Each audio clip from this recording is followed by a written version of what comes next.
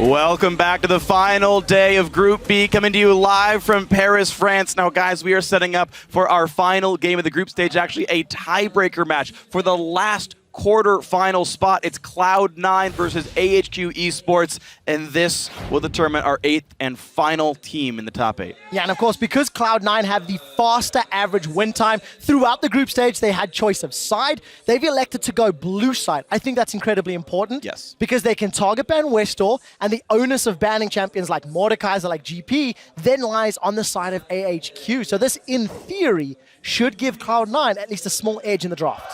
And I really do think that as the tournament goes on, teams will develop counterpick strategies for the Mordekaiser and Gangplank. I do think they are beatable champions, though right now there's no strats this way. So red side pretty much has to ban these champions. They're very, very strong. Neither's actually lost a game yet at Worlds. So blue side right now does give you a very big advantage that you can actually ban away champions that your opponents like to play. And I really, really want to see Jinx off the table. Well, Tahm Kench is gone. And it's something that we saw give Fnatic so much trouble in the previous games. And of course, with the unknown factor of Arn and Albus, are they going to ban Jinx? That's the question. I mean, they almost have to, right? And they have the room to do that, just to make that play here. But just HQ opening with a Zir and see if they take off the Gangplank. Yup, that's going to happen. Yeah, so nothing surprising yet. Fizz is still available. Westall played Twisted Fate earlier in the day, and Fizz off the table. I guess for Cloud9, it's the obvious one. Lulu's still up and available. If Cloud9 wanted to put all their eggs in the sneaky basket, it's worked for them several times in the past.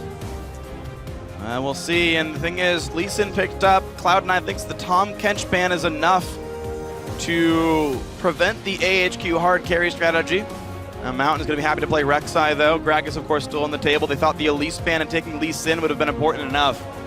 Last time HQ was on first rotation purple, they picked Jinx, and they took away something that Cloud9 wanted, which was, that's something that Fnatic wanted, which was the cannon. This time they could actually go for the Morgana, steal that pivotal pick away from the Veigar composition, also have Black Shield to dodge those cages, so that's a counter pick that could potentially come out. Looking to start their draft the same way they did earlier, though, with that cannon flex. This is interesting. This makes me feel like Inclination's going to definitely play Veigar in this game because with Tahm Kench gone, the obvious single target assassination removal is gone. And they're like, yeah, HQ, go play that Jinx, play the slower AD carry. I think it's still very tricky because On has shown he is up to the task of carrying the game by himself. So if this strat works for C9 of essentially baiting this pick, then okay. I think Jinx Morgana would have actually been a really good opening rotation here. You steal it away from Lemonation, you force him to play Braum. It plays well into the Braum if you time your Black Shields right, and you can deny some Lee Sin kicks and Veigar cages, but doesn't really come out. Could still see that later, though. Cloud9 generally picks up the support very late in their drafting. And HQ can decide where to put that cannon, perhaps already in the next rotation. Well, for balls, it's all Darius all day. They pick it fairly early on. Earlier today, Darius and Lee Sin were their first two picks. With Lee Sin already on the table, Cloud9 could play it safe. We've heard a lot of talk about how Darius is relatively safe into most matchups. Yeah. He's got a lot of experience on the champion, but the tempo of even the picks and bans is significantly slower because of the importance of this game right now. Well, that's just C9. They almost always wait till the last 5 seconds, then they lock in unison. So this Morgana Twitch, a new look here. I like Sneaky Switch, and more importantly, he can actually get the first trade here on every time too. First of the worlds as well. Yep. Because if he pops his ulti, either he ambushes him, gets him in out of position where he can guarantee win, or later in the fight, he has a way bigger range than even a max level 9 Max Rocket's Jinx. So opening up here with no Braum available just yet. Braum is a hard counter though. Braum and Yasuo are so hard to play against if you are Twitch, and AHQ could still fit them into their composition. Absolutely. Give that cannon to one of the solo laners and stick that Braum in Albus's hands. But for AHQ now, where else do they go? We know Westall loves his assassins. We know he wants to find something that can blow Sneaky off the map. I guess if you want to come behind him, counter some of the invisibility, TF could be an option. Lulu is still available. It was actually last picked earlier today when Cloud9 was on red side. And slight flavored change from what we were expecting. This is so likely to be a cannon support right now. Otherwise, HQ is going to operate the game without a single tank in their lineup, or just a support tank. And Cloud9 taking a different approach here. Knock, knock. Oh, Yasuo wow. composition. That's an entirely quick pivot. I actually have to give C9 some props for this one. The only sign that sort of betrayed that it might have been a Yasuo comp was that Lee Sin first pick. The other two make sense, but only once you realize the comp is there. So the Malphite for the setup, the Lee Sin can do it as well. C9 are set up for a very aggressive take on what initially looked really defensive based on the Twitch pick. And thematically, it makes sense, right? Every single phrase in the interview from Feminine, their AHQ is a good team, their AD carry is better. Every time we talk about AHQ, Ziv on that Jinx, Ziv on that Jinx. You now have a wind wall to get him. You can ambush him, with sinking it behind him for the kick. They don't have a black shield. And if all else fails, you literally just dunk him with the Malphite just charging at him. So Ziv showed that he could kite some assassins, but this is some hardcore engage coming his way, and he'll have a hard time trying to survive that on Rotter. We'll see We how. all know what you meant. Yeah, a lot of pressure on his shoulders, and Perhaps it's top lane Zinx, you know, you never know. the difficulty now, is how on earth does he position? Because we've seen High find ways to get involved in team fights over and over. You can argue to the effectiveness throughout the course of the group stage. Over eager maybe today, giving away more kills than he should. And Sneaky pulling out the very first Twitch of the World Championships. Yeah, well, with a name like that, how could you help but pick the champion here? It's an old joke. I've done it before in the NALCS. But either way, this is going to be really interesting because these are AD carries you typically build around defensively. You grab a bunch of peel and you make sure they stay alive. But the comp's actually a bit different. Both these comps, to me, look very go forward. Yeah. And the long range allows them to participate with what the rest of the team is doing. C9 desperately need a lane swap though. Not only does it open up the map for more angles and gank patterns here from the Twitch, they also have pretty atrocious laning phase early. That 2v2 Twitch Morgana is hard to play into Ken and Jinx. Not impossible, especially once, even if you go slightly behind on level 6, Westar will simply just pour down and just make your life a living hell. So lane swap definitely in C9's favor here. Well, we'll see if they can get that lane swap to come in here because we are into the last game of the group stage. We're going to find out who is going to be the 8th and final team in the quarterfinals. And as always, guys, you know the drill. Hashtag C9 win, hashtag AHQ win. Lane swap going to be important for C9, dodging the 2-on-2 because Sneaky will be very important here. And you can see the fans here in Paris definitely on the side of Cloud9. When Febiven gave an honest answer on who he thought would win, the crowd disagreed. Febiven felt it'll be AHQ, but Cloud9 have drafted a team composition that hits AHQ where they are strongest. It also does hit them where they're weakest as well. You heard Febiven also say that he thought Westar was the weakest player on the team, that he could outplay him. And Incarnation has been one of, if not the best performing individual player on Cloud9 at this World Championship. Yasuo is a champion who can take over games. And there are 4 squishies to target in this AHQ lineup. And so much of AHQ's damage can be negated by that wind wall. High's a little eager here. He's already learned Q. He's got to be careful. Wind? Mountain gets move speed for this hunt. He learned Q, he may learn his Last Q lesson. could kill him. Yeah. Wow. There was no reason at all to go for that second Q proc. That will lead nowhere. It's the minor choke. Like, why? High is very new to the Lee syndrome. He has not hasn't gotten out of the developed system. an understanding or a remedy for it yet. He hasn't built up the immunity, you know? Yes. After you overcome smallpox or...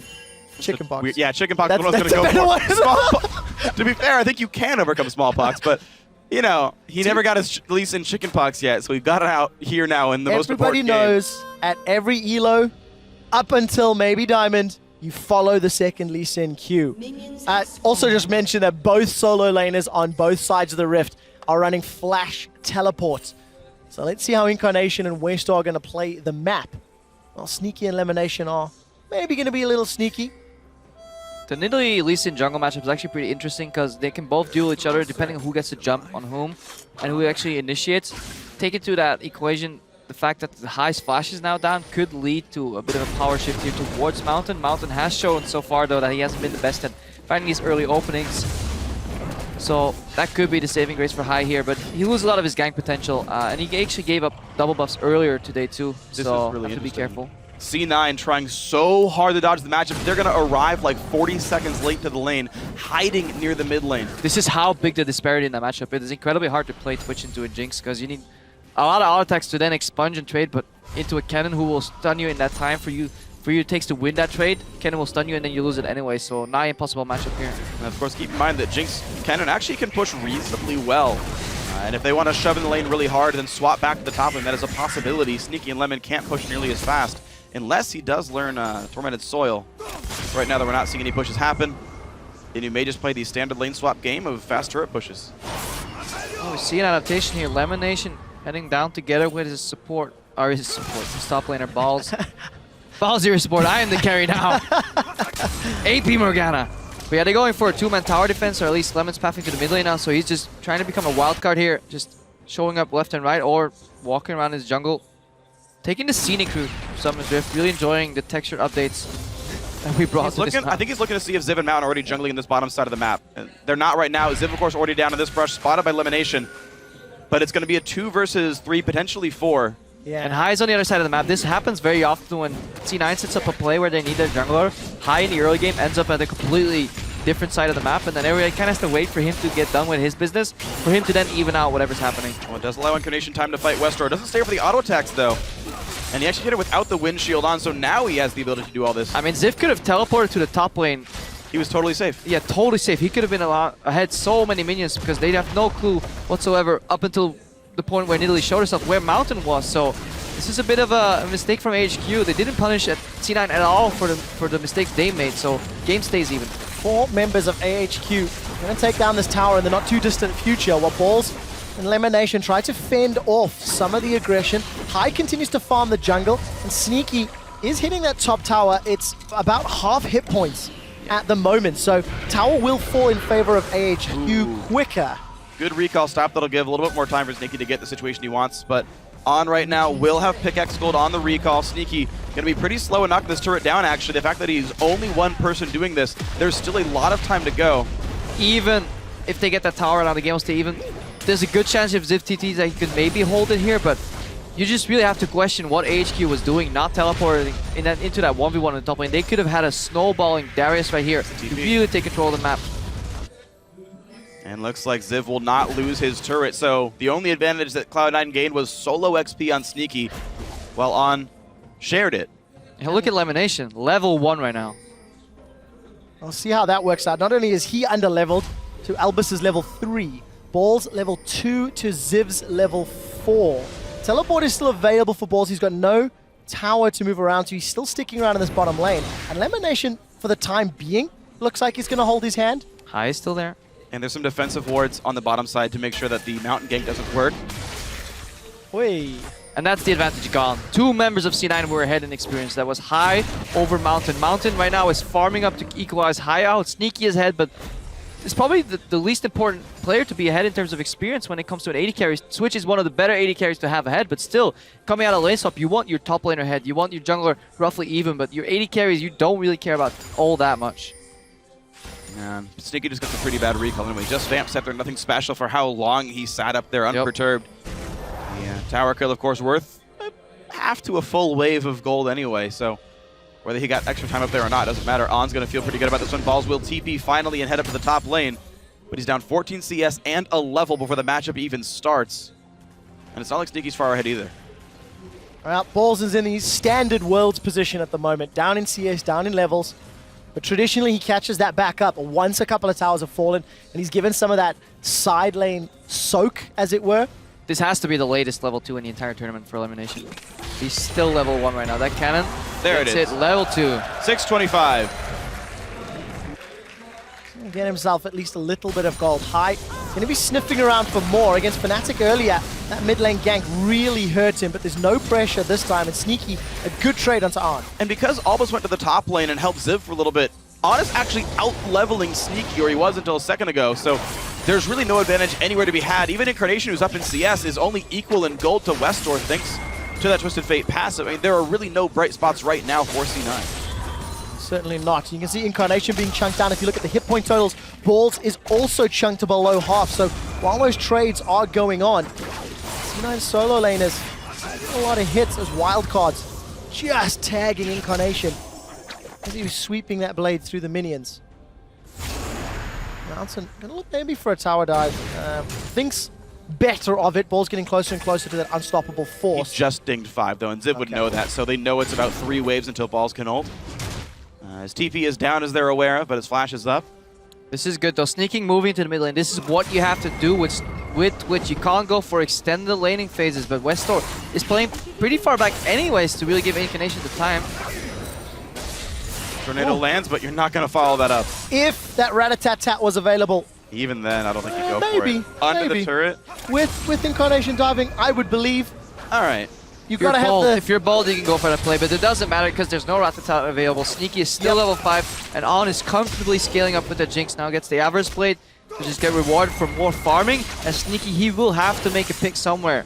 Because later on, it'll be a lot easier for HQ to spot him, because whenever they even think he's ulting or sneaking up somewhere, they can just pop the TF ulti and just surprise him, take him out. The one thing for TF, he's down 20 CS for Westor against Incarnation's Yasuo, but that is evened out in truckloads as both Ziv and Arn are the exact same amount ahead of the Cloud9 members. So big CS advantage in favor of AHQ, plus the tower means that they've earned themselves 1,600 gold, and they're grouping on mid. AHQ pulling the Cloud9 special, man. They can do it even better as the jungler shows up as well. 4 ranged champions just throwing auto attacks in there. Flame Chompers hit nothing, but this turret getting dangerously low, down below half.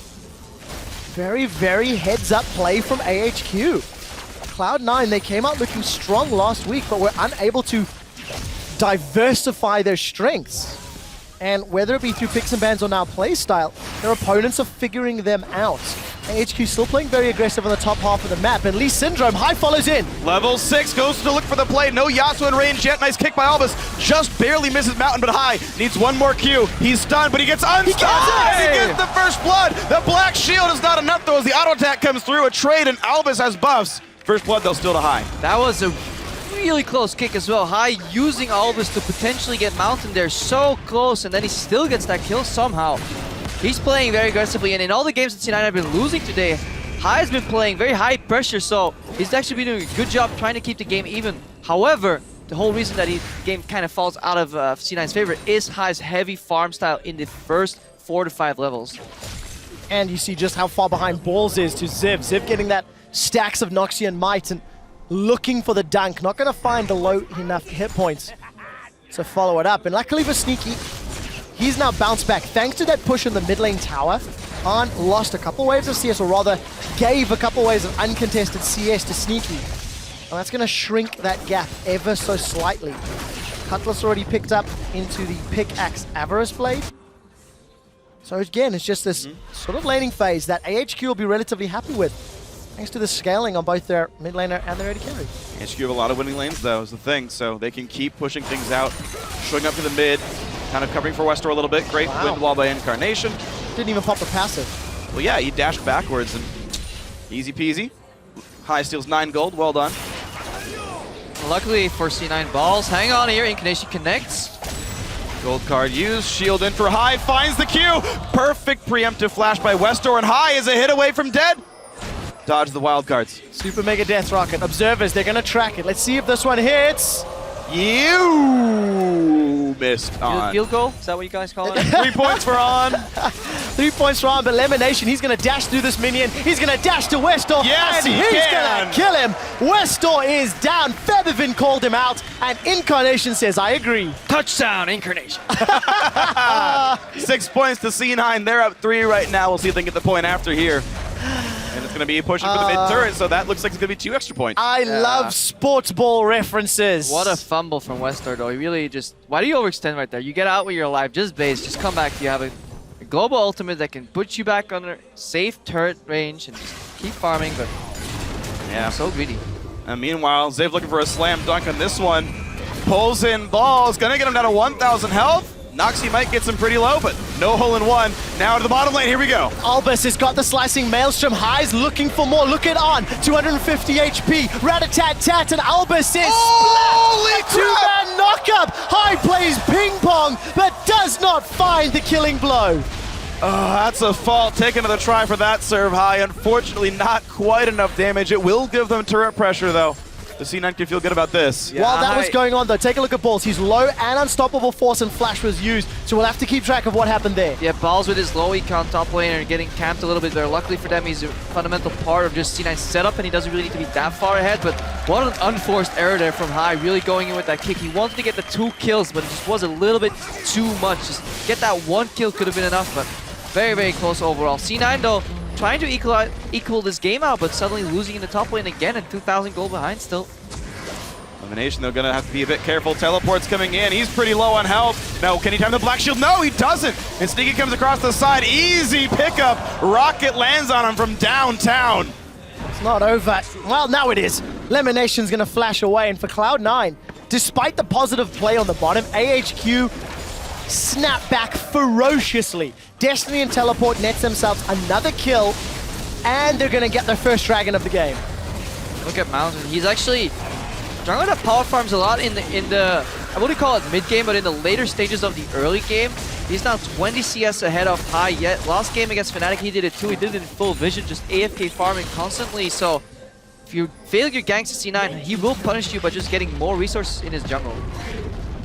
Balls finds a way to knock down the top turret. Of course, it was already dropped really low by Sneaky, who pretty much got that turret on base, so just bunts it in, and Balls gets the turret kill.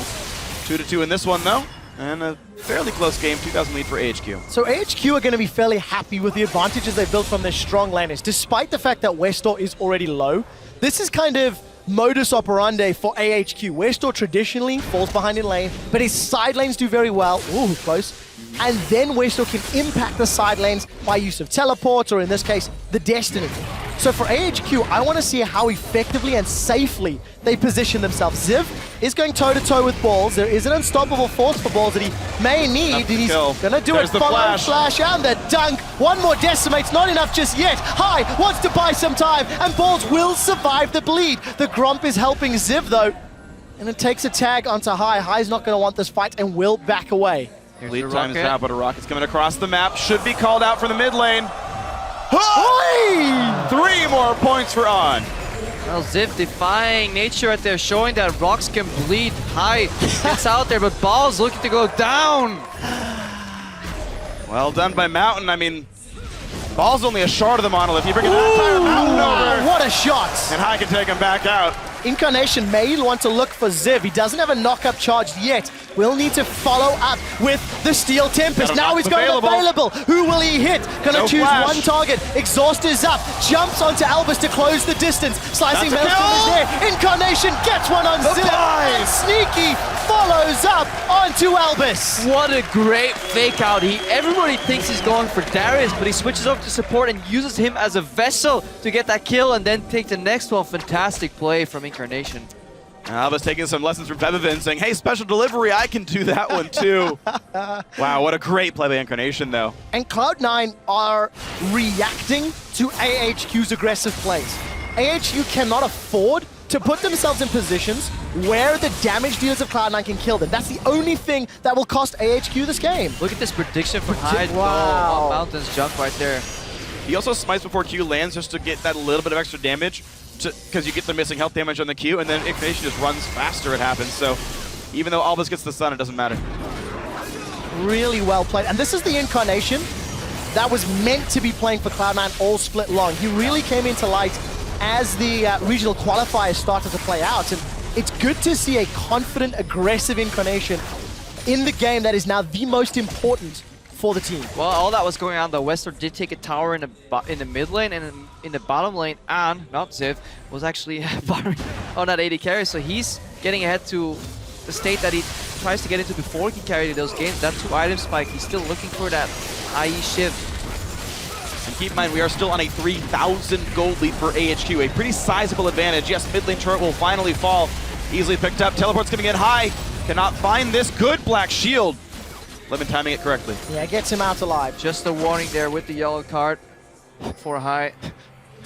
For AHQ, as we said, the only thing that can really hurt them is positioning. So let's see if they can slow the tempo down. Once again, gain control of those side lanes.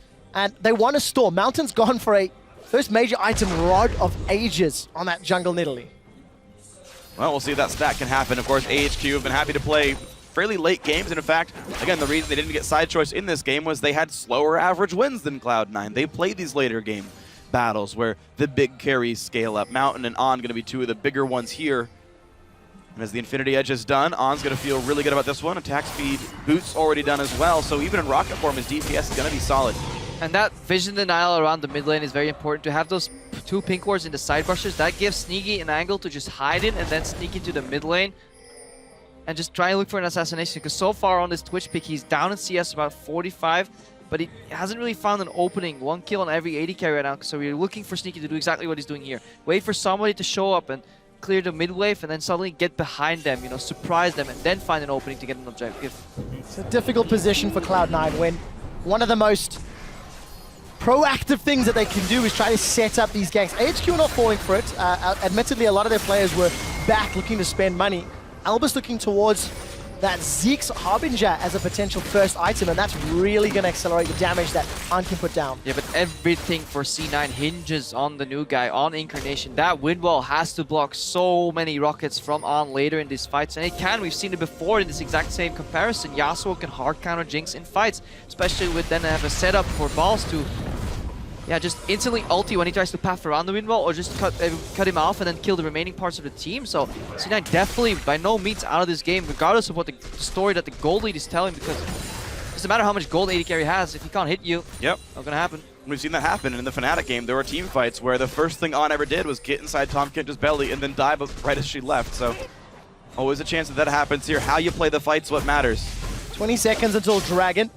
Westor's already shoved that wave in. I believe he stood on top of a pink ward, or at least he was the last time I looked down.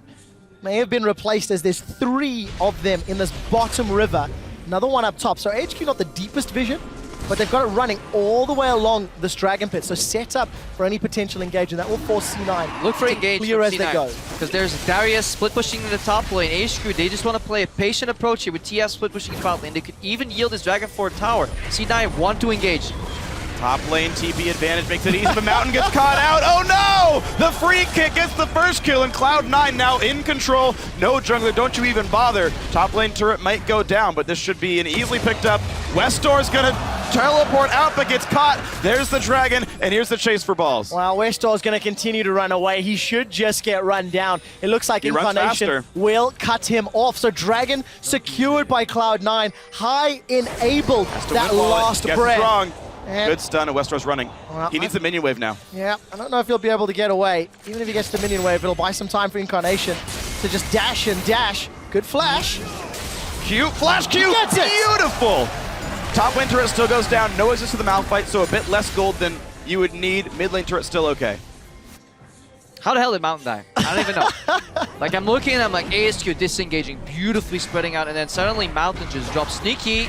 Well, he's not so sneaky. Gonna get caught out. Chompers are not gonna connect, but the exhaust will. Incarnation does not have last breath available. Gonna be looking for a knockup. Actually will get stunned up for a second. Mountain's gonna try chase him down. Wind wall is up. It will not block the kill. They've traded 1-for-1 support for mid laner. Balls and High are gonna run down Ziv. That decimate heal is so effective, but Sneaky with the red buff picks up the kill. A 1-for-2 trade. Yeah, Stone gets denied, and just the entire setup of that fight really was HQ giving a free throw right there, just throwing away the lead in a position where they shouldn't. Yeah, and when that happens, High just gives the alley-oop over to Westor, or to Incarnation rather, and all goes well. So 5-kill lead for Cloud9. Problem is AHQ have played the lanes better. They're still up a turret, and they're still up so much farm that it's a big gold lead. Now look at Sneaky. He knows he doesn't have to take out On. He can switch to Albus right here, keep away. Once he gets exhausted, Albus doesn't really pass stay for him, gets the Black Shield from his support. Ziv getting kited, and that's obviously what you do against Juggernauts. Incarnation sacrifices his life, but C9 trading evenly and then cleaning up Ziv later on. So good positioning overall by C9 in this fight. Even though Ziv managed to land a 2-man Q to heal 24% missing health, just not enough. Good chase down. Well-handled team fight on multiple fronts. The thing is, even though Cloud9 are winning these fights, it's still not clawing back this gold lead that AHQ's built up. And HQ's gonna get a massive spike once this Kennen support finishes Zeke's. He'll have to change his playstyle though, because Kennen support likes going in early in the fight, soaking up damage and then AoE stunning. That obviously removes the possibility of that Ziggs being proc, so we may see a different approach to Albus's Kennen. Let's see if he actually can switch up his playstyle, because it's very hard to do that when you're just so used to playing a champion a certain way. I also think this Malphite pick could definitely start paying more dividends. Once Balls builds up some more HP, gets that Randuin's, maybe even a Thornmail, gets that attack speed down on Iron and tries to keep in his face. Even if he doesn't kill him, buy enough time for Twitch and Yasuo to take the rest of AHQ out and then overrun Iron. Well, Frozen Heart's the really big one for Balls here. The 3 big carries, not counting Mountain, I suppose, are all attack speed-based champions, at least in some way. That will be an important pickup there once that does come through, but he's still got, I think, 500 gold roughly for Balls to finish that item. Get that done shortly, but on 9 for High. We've not really talked about his item build too much. Warrior Enchant and working his way towards the Tiamat into Hydra. Full damage. Just get on the target, just assassinate Westor. Wow. And that's a bit non-traditional. So he played full AP Elise just a little bit ago. Now he's on full AD Lee Sin. I mean, this is like, speaks to my solo queue self, where I have like a 30% win rate Lee Sin is one of my most played junglers, because damage is fun, but High really bringing his own ideas for how to play the game. Occasionally spectacular, occasionally he dies really fast. They have been 50% successful on the world stage so far. It makes sense in a certain way, because running Malphite compositions very often leaves you just completely too low on damage later in the game. Everybody will be looking at the carries too, so High can actually slip through this fight relatively unnoticed. One big thing actually is High can kick Ziv through the back line and it'll deal ludicrous damage. Keep in mind, there was a change recently to the ultimate where the base damage of the skill is still the same, big AD ratio, a lot of base damage, but it also deals damage based on your initial target's bonus health to everyone else he hits. Basically rewards you for getting a strike when you use a tank as a bowling ball. That is generally what you want to see with Lee Sin later in these fights. When everybody wants to peel, you just kick him into their teammates and then you get bonus damage. Makes a very easy setup there for both Balls and Incarnation to combo off that too. Have to see how good the synergy is. Ziv is running away here, fleeing from Terror. And he's going to get knocked up into the fight. There we go! The unstoppable force catches him. Sneaky's going to be in range. Will be able to pick up that kill very easily at the cost of High's life. Westor used Destiny, so I can only assume, to catch High out. And Squishy, it's an easy kill picked up. So jungler dead for top laner dead, but of course Ziv has TP, can rejoin his team as they head towards Baron. They did lose their tank, so Baron's going to get rough here. Mountain. Bit of a duke out with Lamination. What I want to look for is when High kicks people in fights, at which point in the animation does Incarnation press R. If you do it immediately, you kind of lose some cooldown effect, and you can also wait for stuff to pinball together, so I have to see how much they've played this combination together later on. Well, Cloud9 are going to try siege up this middle tower. Wind Wall is effective, and Incarnation gets a good chunk of Arn down. Exhaust is already used. Albus is going to eat that Dark Binding, and Double it looks TP. like that's a disengage. Here's the gold guard! Knock up, not going to land, so Elimination's dead for certain. Ziv doesn't find anyone to kill, and Incarnation can run away, but that's a really good summoner teleport. That was double TP though. Trading support for double teleport is perhaps worth it. Let's see what they lose in terms of the map though, because AHQ is about to take the dragon.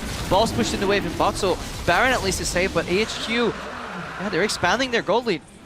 Continuing to. It feels like for every one step Cloud9 make, AHQ are able to make 2. So they're staying relatively close, and that gold lead is growing ever so slightly, but as the game pans out, as the game continues, it becomes less and less relevant because, of course, your total gold goes up.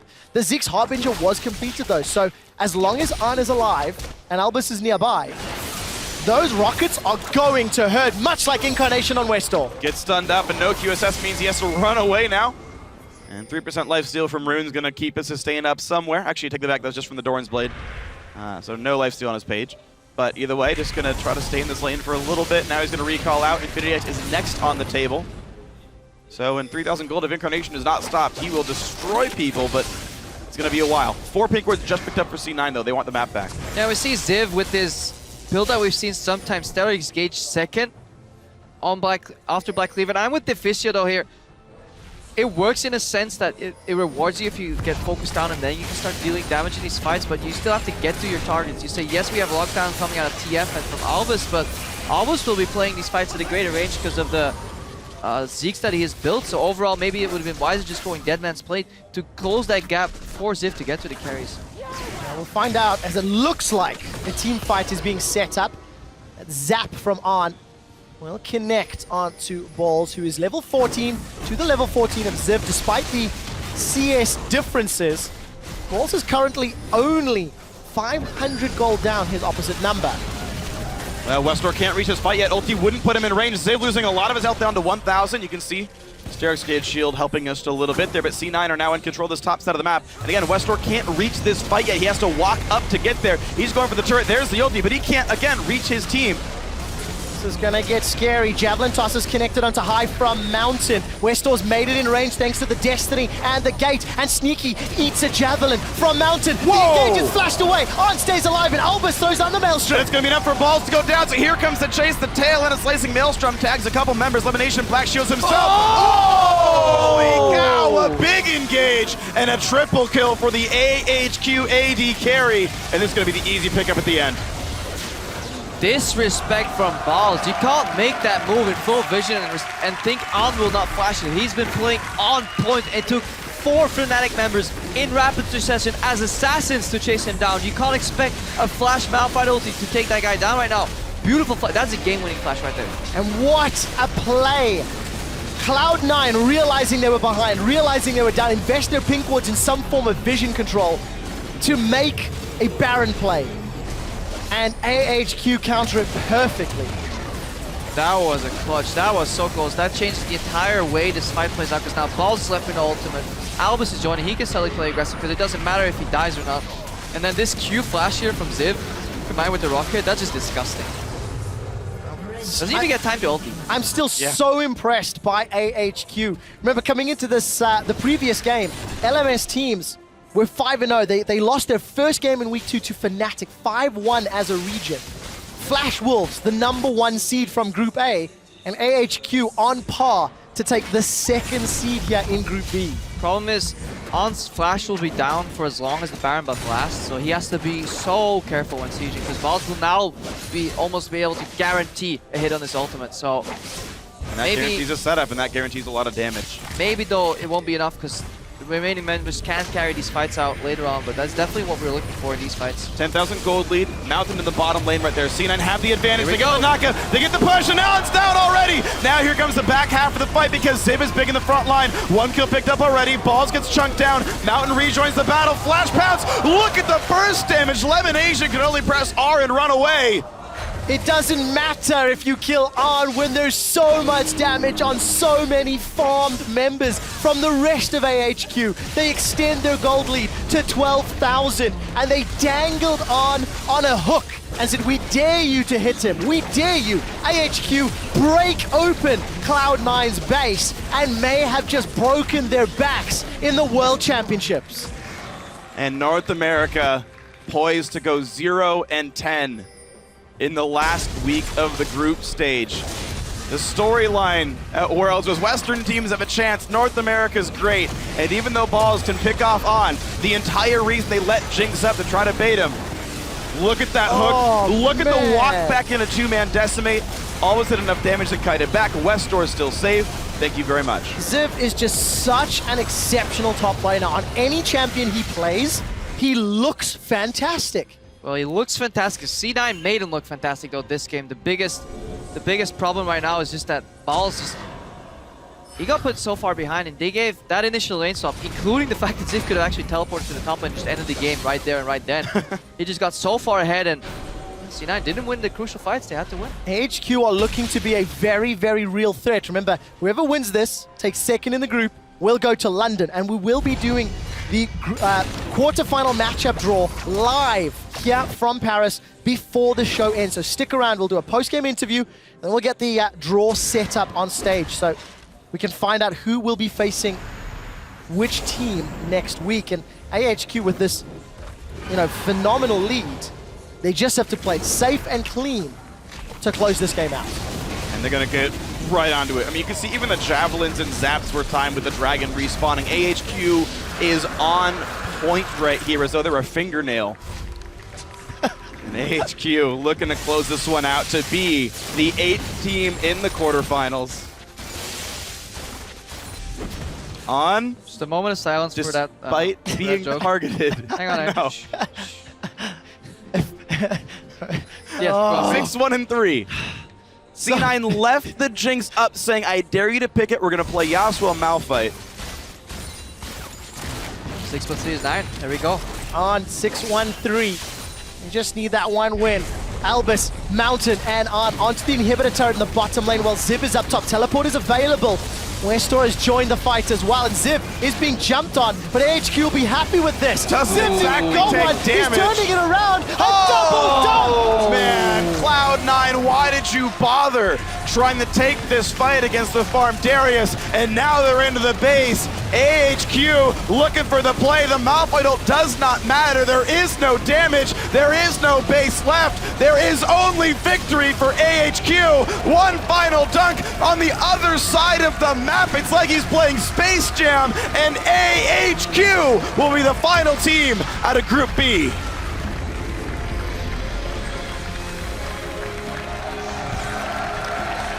Great performance from AHQ. 3-1 on the day.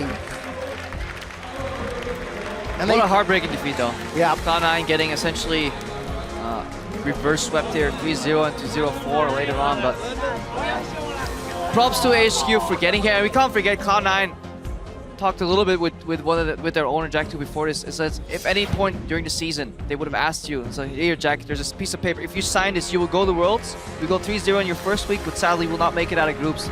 Seeing from how far C9 have come, he would have definitely signed that paper. So fantastic performance overall here still to get to this point. Absolutely. At one point, Cloud9 was 9th place in the North American LCS. They finished regular season in 7th, 2 reverse sweeps and a bunch of playoff runs, and their run ends. But here on your screen is AHQ. They have deserved this spot. Now, correct me if I'm wrong, LMS's number 2 seed takes the first seed in their respective group. And LMS's number 1 seed takes the 2nd seed in their group. Their region sent 2 teams, and both of them have showed up, especially on the high-pressure days. Both AHQ and Flash Wolves had some questionable games last week, but today with 3 different teams back-to-back-to-back, they really performed well, and I want to see how they do with another week's preparation, knowing who their opponents will be. It was great to see some smiles on the looks of Cloud9 there just a second ago. You can see Jack on stage with the team. And that is been leadership. a good run. That is leadership too, because it's incredibly hard to stay somewhat positive at this point. Because whenever you get that one step farther, you just forget how hard it was to get there, and you just get so disappointed when you just stop progressing. But C9, they can definitely be proud of their performance and what they've achieved so far. So, mad props to them just coming out of that hole. And then AHQ, can't make the story all about C9. Just on, not Ziv. The way he played just the on. game is just fantastic. The thing is, I think because Arn and Ziv are so incredibly strong, either one of them can carry a game. Sure. It just depends on how it plays out. This game, Arn hit the final nails in the coffin, but I really feel it was Ziv on that Darius on that front line that allowed him to do that. Absolutely.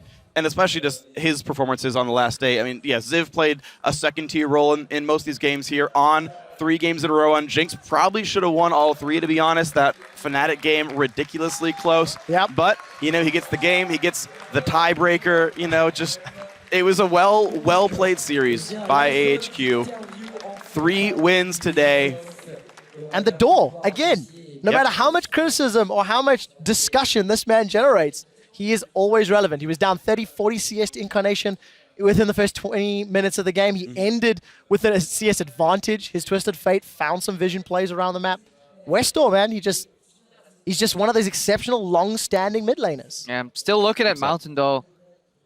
I mean, props for getting to this game, but he has some questionable decisions and just very, very heavy farm-reliant play patterns, where his gangsters don't really work out. If he goes into the quarterfinal and he gets a bad draw, that could actually prove to be punished really hard, because there are some well-oiled machines in there that will punish you if all you do is just farm early. But AHQ, they've looked to adapt, and they found their strengths. They can hide their weaknesses a little better, and they could be able to fix that for London. Well, we know their 3 prospective opponents. Flash Wolves, of course, for their own LMS. These guys did beat them, so there's a good chance that that's an okay matchup. But, of course, SK Telecom T1 and KT Rollster. So, in all 3 matchups, the other jungler is better. Bengi, Score, And Karsa, thank you. Yeah, I mean, all these guys are incredibly well regarded, having great world championship performances so far, and that is a difficult road ahead. If Mountain can't just farm safely and win that way, that does become one of the weaker points of the AHQ lineup. Week 2 overall, though, has been very fun to watch in terms of meta development. Coming into the tournament, we had no clue who was being played. We knew the certain OP champions. Lulu kind of took a dive in week 2, but you know, the resurgence of or just the Kench coming to the scene. Oh, yeah. Kench was being unbenched. back, Kennen being here in the equation just makes it for very, very fun picks and bans, and we've seen a huge champion diversity. So that's fantastic to see overall. It's been a bunch of great games here. That's going to do it for the casters here. But of course, as we know, AHQ are going to London. We're going to hear for more on their victory. Going to head down to the interview lounge for a man with the mid lane. Thank you very much. Indeed, West Door, the mid laner for AHQ, after securing their ticket to the quarterfinal. Well, West Door, what a day. Let's concentrate on the end of the day and talk about how you guys had that heartbreaking close loss to Fnatic. How did you manage to reset and take down Cloud9 and take your spot? 他说我们来谈谈，就是你今天打 Fnatic 的时候，然后你们几乎都快要赢了，可是就是非常可惜的，就是输了。啊，那时候你们是这一队是如何重整心情，然后振作，然后再打下一场打 C9 获得胜利？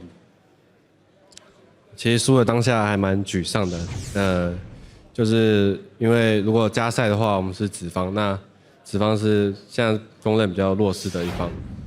那场我们拿了2座兵营，然后有8龙，那应该经济优势应该是有一点。输了之后就大家都坐在台下，就是其实然后我们就想一下为什么会输，那重整心情，因为我们还有一场比赛要打，但是就真的蛮沮丧的，因为很接近胜利了，就是8强的，因为我们大家都很希望去英国，然后输了之后，我们就全部人都坐着不讲话啊，大概5分钟吧，5分钟之后就准备讨论C9了，所以大概是这样。So we wanted to win that game real bad because we know on the tiebreaker we'll be on the purple side, which is not good for Ben picks. So we wanted to win against Fnatic, and we had 2 inhibitors down, and we had the Baron. So it was really, really close, and it was really upsetting for us to lose in that fashion. So when we got off stage, we just all sat down, and we barely spoke a word for like 5 minutes. But after that, we were able to gather our thoughts together, and then we regroup and we beat C9. You did. That is what happened. I even think I spotted you guys in between there. So congratulations on that. Westor, you're always incredibly confident.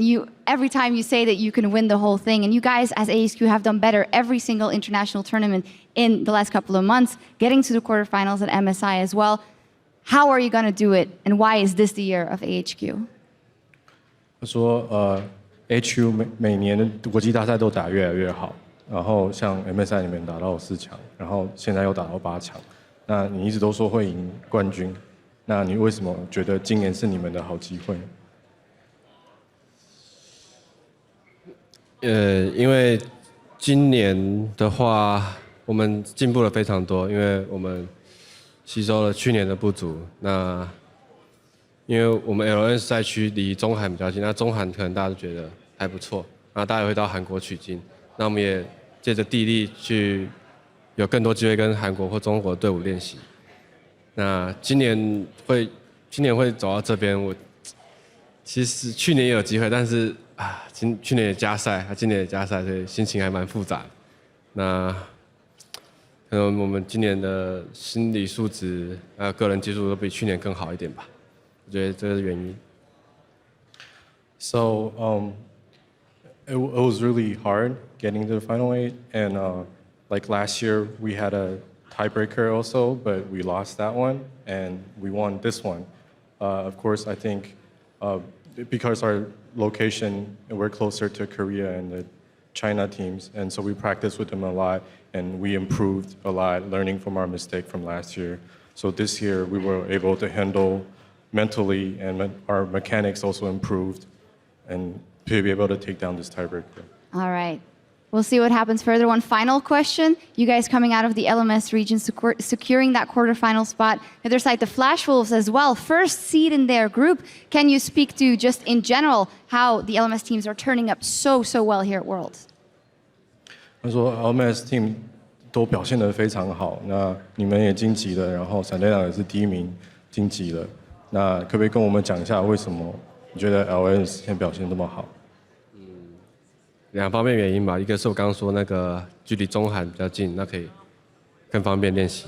还有一个原因就是，其实台港澳赛区对 LNS 赛区的年龄小10几岁的年轻人，就是比较喜欢玩 DOTA 类型的游戏，那可能从小接触就比较多，那就打下了基本功，然后再接触到 LOL。其实我觉得台港澳赛区的基本功都不差，对，可能心理素质还要再好一点。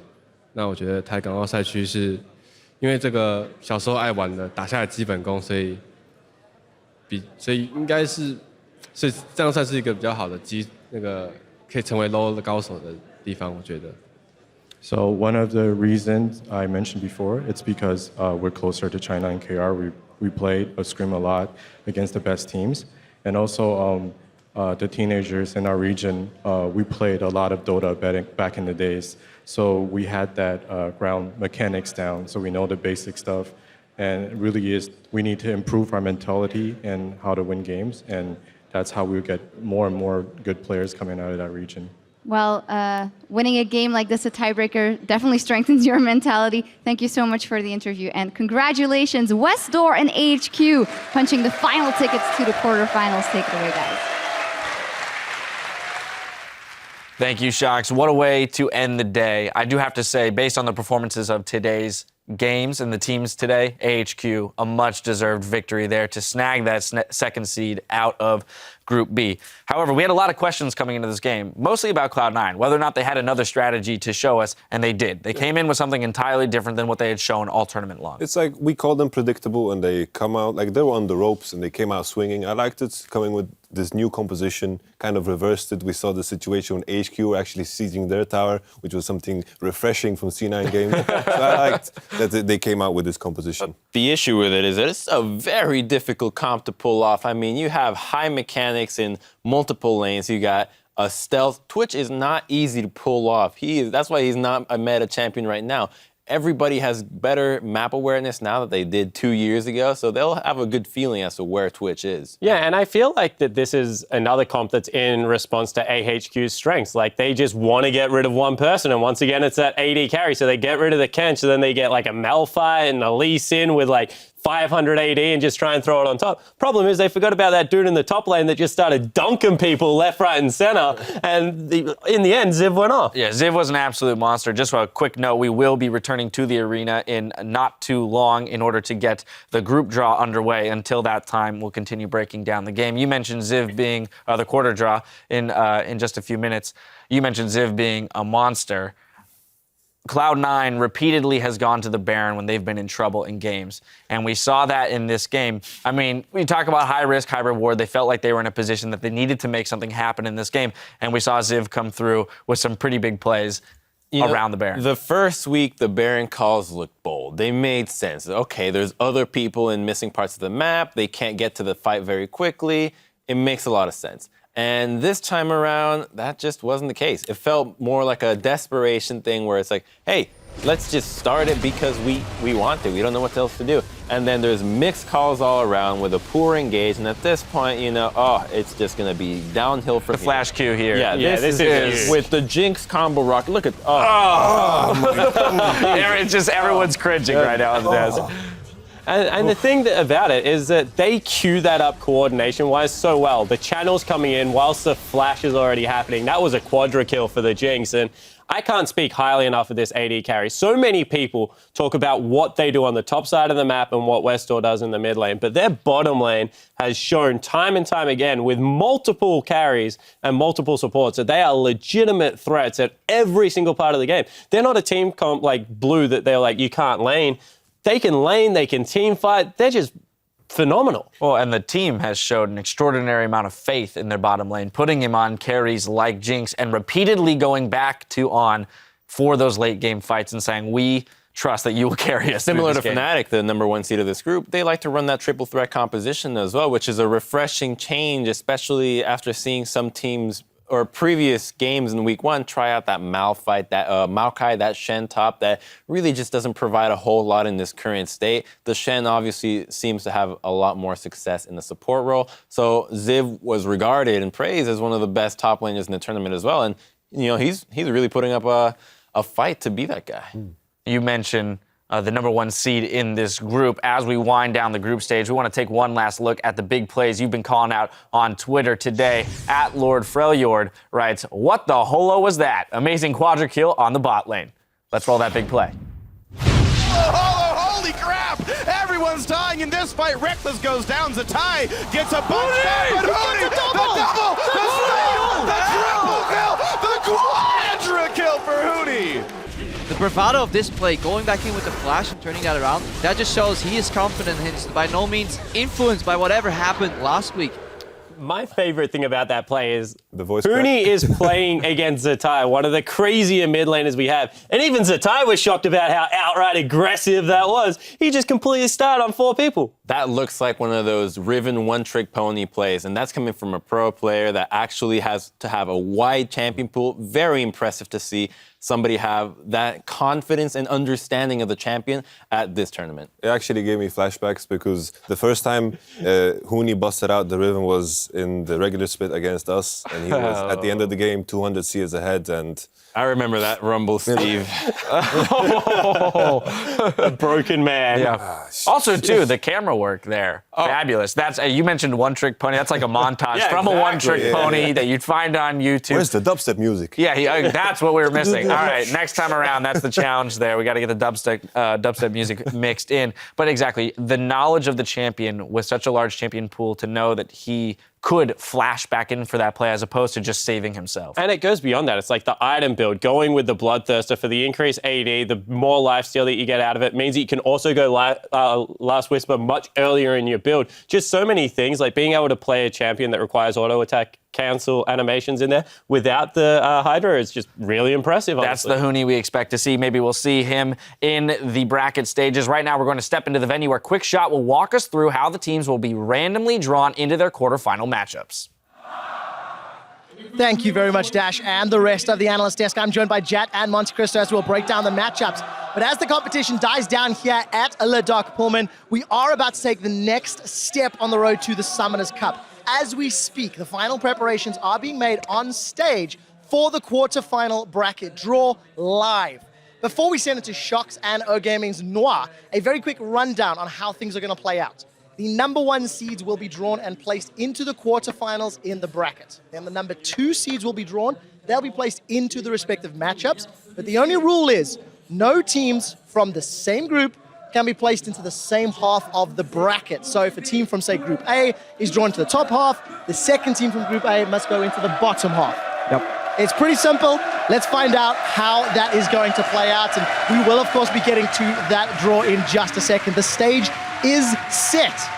So let's send this over to Shox and Noir to find out how the matchups for the 2015 quarterfinals will play out. Et ça y est, on y est au dénouement de ces 2 superbes semaines avec le tirage au sort. Est-ce que vous vous êtes bien amusés? Je serai avec Shox et Diamond viendra nous accompagner. Now, I believe Shox and Noir are in fact explaining to the audience in-house the exact same rules that we've just run through. Talking about, of course, all the Pool 1 teams and Pool 2 teams and how they're going to get drawn out. Gentlemen, this is quite an exciting time for both us as well as all the teams. They all have representatives and captains on the floor who will then be, accepting the draw on behalf of their teams. And Diamond's going to be doing the drawing. It's a nice surprise. The last time a European player drew for European teams, it didn't end well. With Froggen? Oh, yes. Oh, yeah. Froggen didn't do them any favors, and this is going to be, looks like KT. And it is KT Rolster, so they will fit into the very first slot. KT, of course, the #1 seed from Group D, which means Origin will know they will be on the bottom half of the bracket. So really nothing fully revealed yet. We're going to learn a lot when they draw the next ball, though.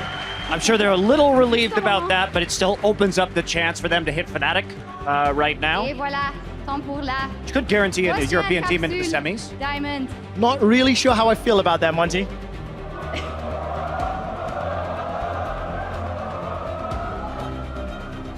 Well, there's Fnatic. Première place. So much for the Fnatic Origin matchup. Pratique. So much indeed. Ça veut dire Fnatic ne sera pas contre SKT. So, dans both ce European groupe. teams on Dans ce either groupe. side of the bracket. Yeah, Fnatic KT Rolster is going to be incredibly entertaining. Fnatic really came on strong at the end of the group stage, but so did KT Rolster. Yeah, sets up a possible very good semifinal. Also means that we will not have KT and SKT on the same side of the bracket. All right, so Flash Wolves, the #1 seed Flash from Group A, du groupe A. means that KU Tigers will be in the top half. So we could see Korea on Korea or KU versus Fnatic. So we'll get to those in just a second.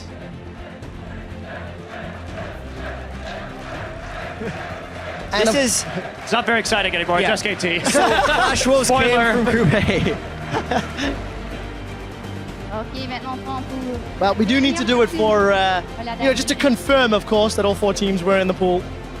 I'm impressed with. Well, we can never miss a chance to see Diamond grabbing balls, so.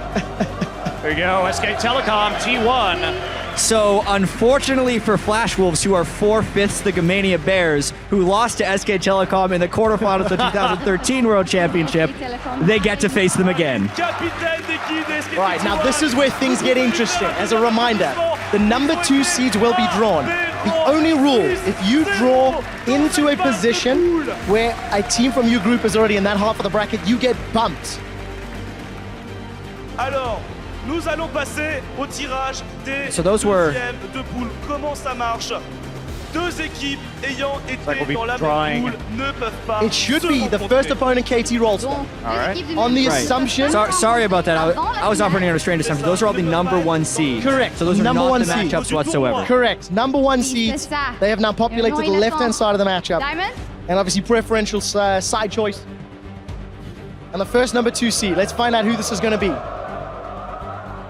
That's going to be the KU Tigers. Yeah. They are color-coded.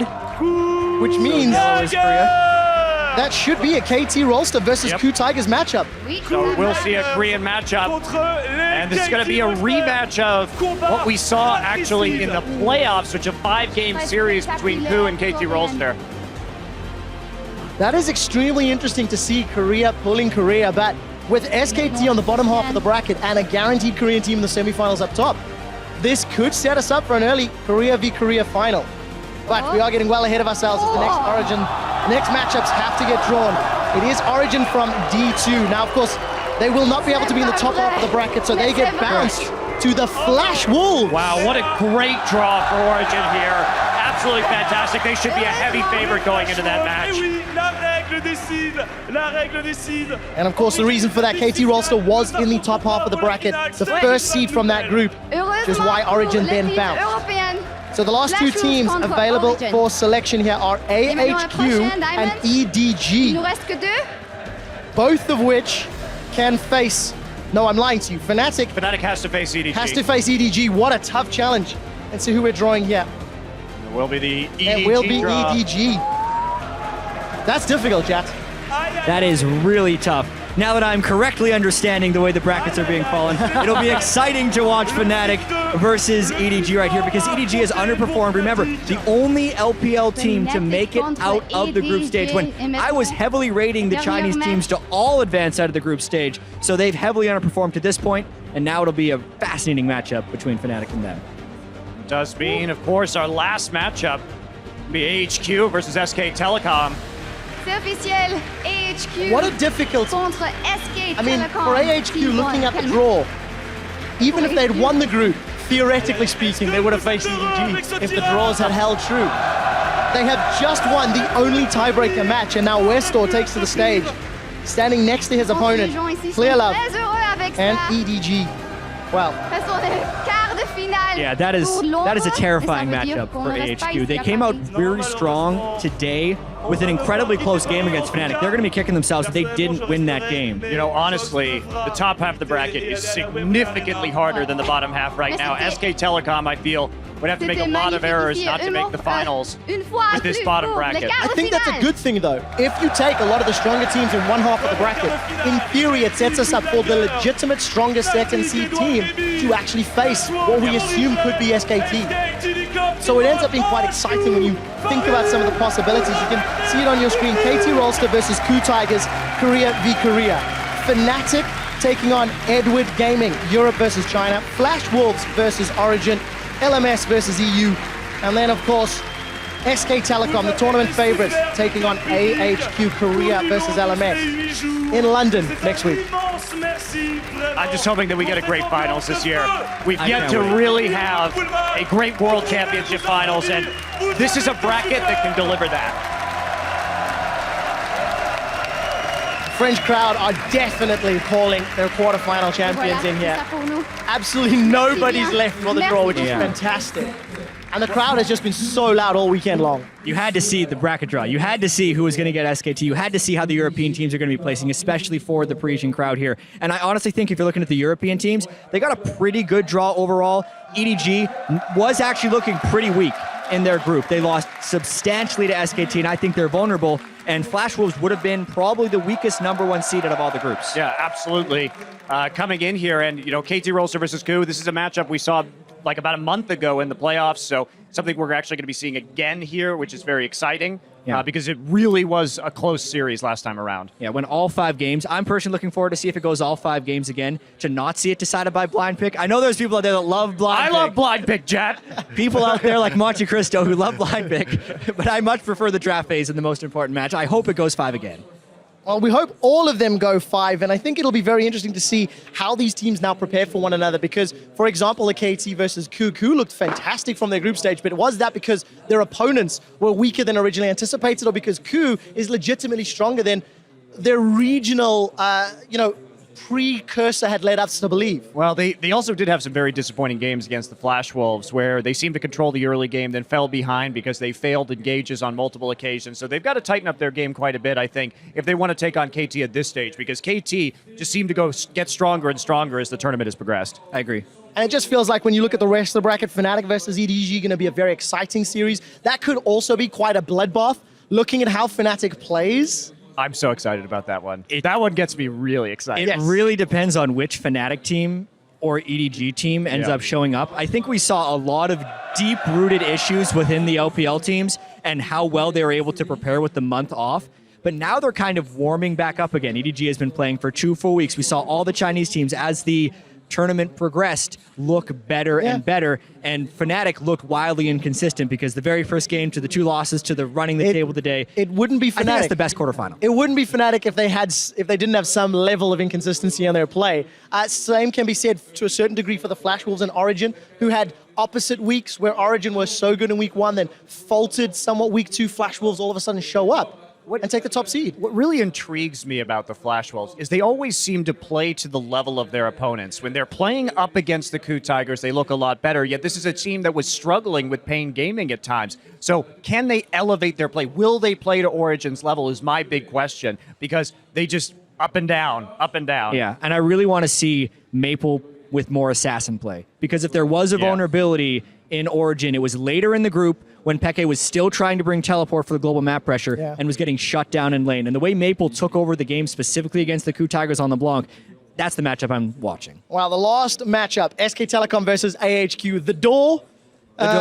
How will the Door perform and the rest of AHQ? Because I felt like they had some of the more obvious weaknesses, I think, when you look at their team and their play style, yet they still were not exploited by everybody within the group. That's not going to be a problem I feel SKT will have. However, just how much of a chance do HQ really have?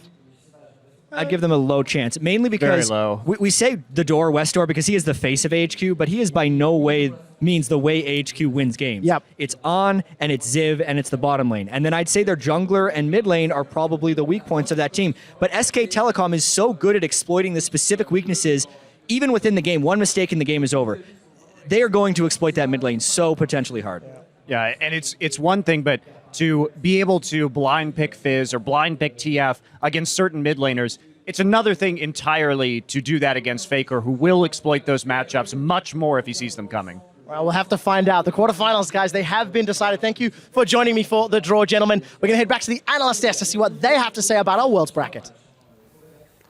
Thank you, gentlemen. I think they hit on a lot of the key points here.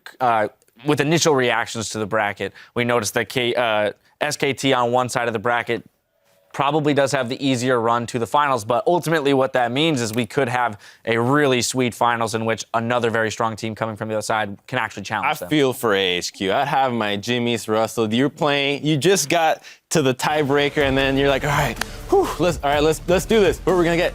SKT, like, oh well. It's all about the journey, man. Last year, they go up against EDG in the tiebreaker. They lose out. This year, they win the tiebreaker. Next year, they'll get an easier first final. You know, it's all about just step-by-step progression. It's like what I'm focusing on is the rematch of KT versus Cool. Because last time they faced against each other, Cool Tigers were down 2-0 and then came back to 2-2, and KT clinched it in the blind pick. Because I think in this kind of format, there's no blind pick in these best of fives. I think that's going to favor Cool Tigers in the match, specifically because they showed that they are able to dissect teams in best of fives. That being said, KT has looked exceptional in the group stages here at Worlds.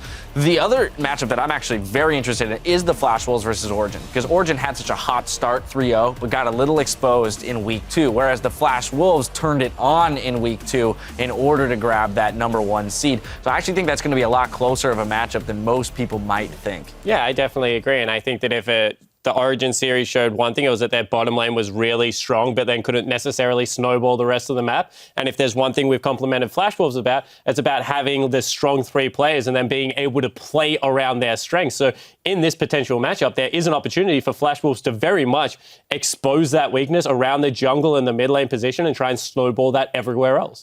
Cool thing about the draft is how Fnatic, you know, we talk about it being the Western team that could possibly take the whole thing. And, well, the contenders for the title were SKT or EDG. Now that LGD is out of the picture, it's only those two. So if they really want to take this, they're probably going to have to beat EDG right now and then SKT. So they're really going to get tested. But it's not easy, because even if you beat EDG, you're facing KU or KT, which, again, that's not an easy task. It's like I want to speak about Origin a little bit more, simply because there was such a huge difference between the 2 weeks. And what I'm worried about when it comes to Origin, the second week, they came in with this full AP composition, and it didn't adapt throughout the 3 games that they played. They played this full AP compositions twice, I think, and that kind of makes me worried about their adaptation in a best of 5. Well, there's definitely a lot of interesting matchups here. The group stages are concluded here in Paris, and after our show, we'll be picking up stakes and moving to London for the knockout stage. The quarterfinals begin next Thursday with our first best-of-5 series between the Flash Wolves and Origin. So Yamato's going to be excited for that one. Then on Friday, we'll follow as SK Telecom takes on AHQ Esports Club. Saturday, it's Europe's Fnatic versus Edward Gaming. And last but definitely not least, Sunday, KT Rolster will challenge KU Tigers for the last spot in the semi-finals. And with the first round of Worlds 2015 coming to a close, let's check in with you on Twitter, where earlier we asked, what is your favorite moment from the group stage and why? Almond Cream tweeted, balls is Penta. Even though I root for Fnatic, I have to admit, that was a really nice Penta.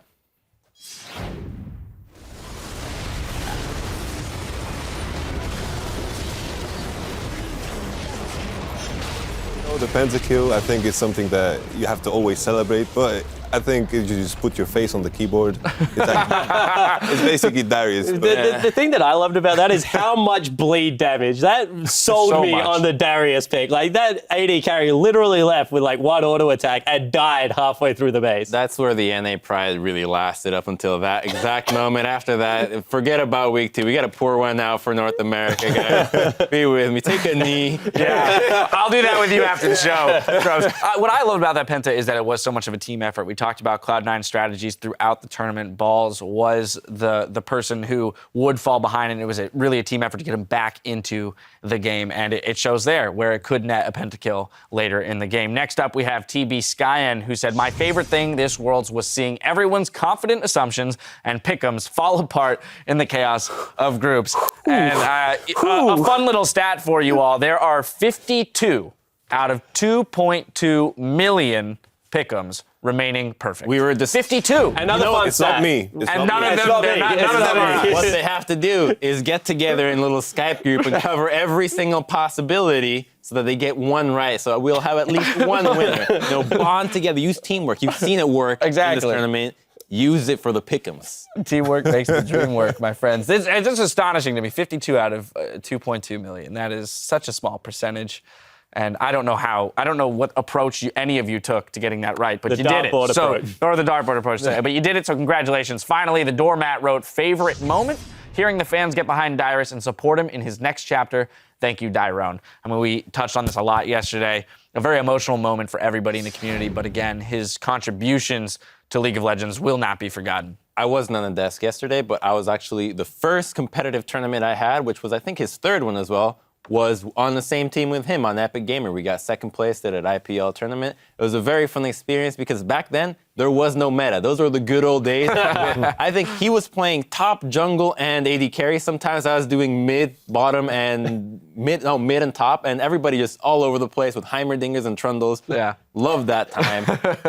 Whatever happened? What happened? Yeah. What happened? And even better than that was a community response afterwards. Like, huge AMA goes up, Twitter goes berserky, trends everywhere. Like, it was just honestly trending an worldwide. awesome moment for League of Legends, and an even better moment for a great player. I don't think there's anyone that cannot respect Dyrus for what he's done for the community, because he was so early to put all his life into the game, which inspired so many other pro players, me including, to take that step to kind of pursue that career. A serious amount of dedication. Well, be sure to stick around for your daily download on all the big moments from today's action. Worlds Tonight is coming your way in just 15 minutes. But now, on behalf of the entire live broadcast crew, thank you for watching, and we'll see you next week in London.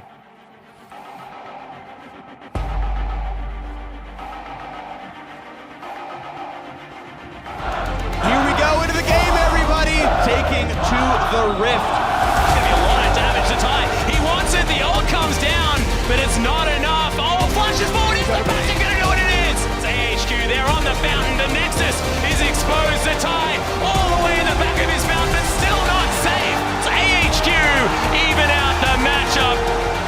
Not backs, but look at all of the AoE action as Balls trying to get something done. High locks down the first one, but it's already a double kill. Fnatic looking so much better. All right, you gotta keep doing it. There's the Death Sentence on Lemon Nation, and it's all falling apart. Destiny comes down, Incarnation melting at the hands of AHQ. What a stunning performance from this Garena side. Breakfast goes down. Zatai gets a bunch back, but Hoodie, the double, the steal, the triple kill, the quadra kill for Hoodie. Holy crap! Gets caught and apprehended backwards. Fades back to time. But that's it.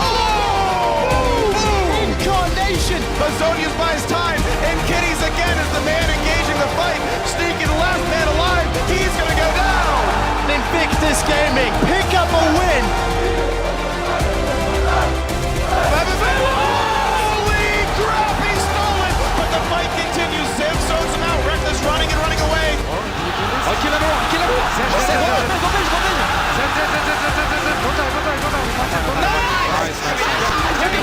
And Fnatic take the first seed! We're gonna find out who is gonna be the 8th and final team in the quarterfinals. 250 HP. Rat-a-tat tats and Albus is Holy two-man knockup. Tail and a slicing maelstrom tags a couple members. Elimination Black shields himself. Holy cow, a big engage.